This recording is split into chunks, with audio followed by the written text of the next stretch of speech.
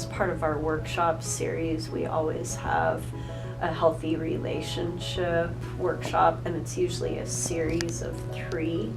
And part of that goes over, like, what do healthy and unhealthy relationships look like, which include warning signs for people who may be abusive, and dating safety, things like that. Right. In Housing and Residence Life, we take special care in our training for our RAs. We have all of the RAs every single year go through bystander or upstander intervention training, and it's almost like an all-day type of training where they learn different skills that they can do to help prevent things like this in their communities, but also different skills that they can teach their residents to do as their residents are going about the campus community, learning different skills to help them when they encounter a situation. We also encourage our RAs to do programs and bulletin boards and have resources available for their students about different things like how to be safe at a party, not to walk home alone, different resources that the police provide if you do have to walk from one side of campus to the other at nighttime, and just a whole bunch of other programs and bulletin boards like that to help encourage students to be safe. A prevention specialist, and she was hired this past year, and what she does is she goes out and she does training with faculty and staff as well as students.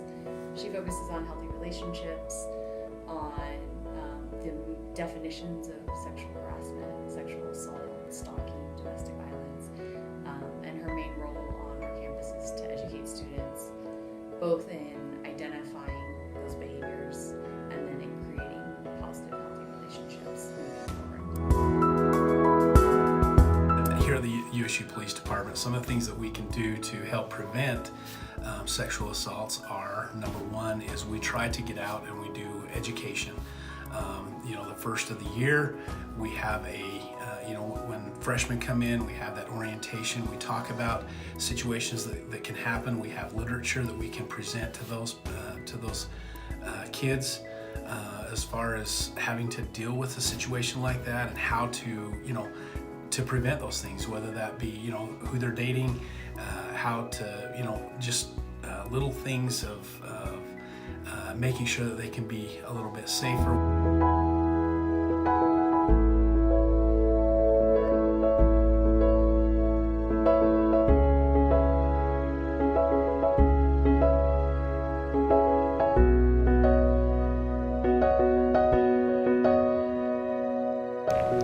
The first thing that everybody needs to know about Savvy is that it's a confidential resource. So if somebody comes in, they're the driver of the bus.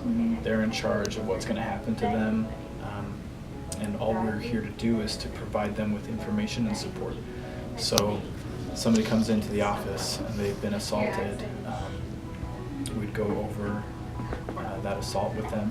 They don't need to disclose all the information. We don't need to know everything if they're not ready to disclose that. And we would work with them to understand their options moving forward, reporting through the police, reporting to Title IX here at the university, not reporting at all if they need medical assistance, anything like that. We just walk them through the options. So if someone comes to me in an individual session and says that they have experienced a sexual assault, as long as they're age 18 or over, it is up to them whether they report or not. So we may help with reporting. I always talk to clients about that and explain, here are your options, would you like to do this? But we only have mandatory reporting if the person is under age 18. But so if someone would come to me saying they had experienced a sexual assault, you basically kind of go safety first. And so you kind of talk to them about those basic steps first, but then our focus after that would just be helping them emotionally to Mhm. deal with what happened to them. When a case comes to our attention, usually a student reports it to their RA because that's who they are most comfortable with. And so it goes to the RA, and the RA sits down with the student and writes out an incident report. And that incident report will then get forwarded to Title IX, and Title IX will meet with the student and get the details and stuff like that. If we have a victim come in, we will sit them down, and we will have they will have an opportunity to share their story of what transpired, whether, like I say, whether it be a sexual assault or a full, I guess if you want to call it rape. They have that opportunity to share that with us. But again, with the victim, it's up to them and what they want to do with this. We can't force a young lady to go forward. Obviously, if there's been some type of an assault, we do want to go forward with that. We want to make them feel safe. We want to make sure that the people here on campus are safe. But if a young lady does not want to go forward with it, and they just want to share that information with us, they can, and we will record that here. It's here until they may never want to do anything about it, but if they do in the future, because we've had it recorded or we have that information, then we can go forward in the future as well. And then the last one is that they do want to go forward with an investigation, and with that may mean that they're going to, they're gonna, if it is some type of a rape or sexual assault, they may have to go through an exam. We'll be gathering information or evidence from their home, their apartment, wherever that might be, and we will go through that whole process of investigating. We have an investigator working at the department that basically that's one of the only things that they do is deal with these things, and we will go forward and we'll go with wherever it takes us as far as the information. And if we have enough, then we will file criminal charges on someone, and we'll go through the court process with that person. We reach out to them, and first we offer any resources we have, and we offer accommodations, so whether they need help in their classes or talking to a professor, because we don't want this event to impact their educational opportunities.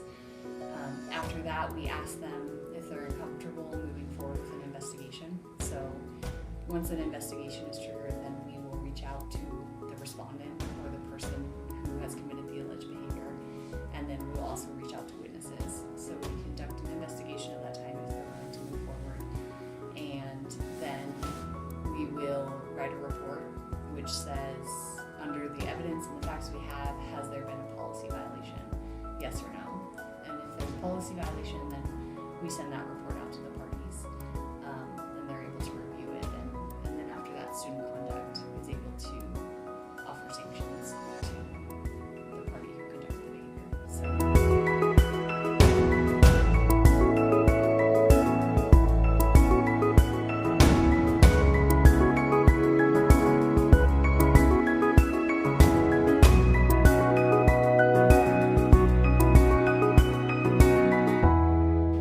So the resources that we have for our students, we usually point towards CAPS or SAVI or Title IX, anywhere to help them either report or receive counseling to be able to get the help that they need.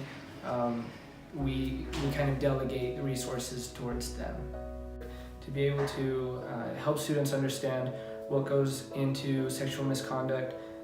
Things such this year I've kind of been focusing on is what is consent, being able to talk about that amongst students. We try to have publications and written information on how to make yourself safer. We also have the rape regression defense class where young ladies can learn self-defense techniques. The resources that we give initially,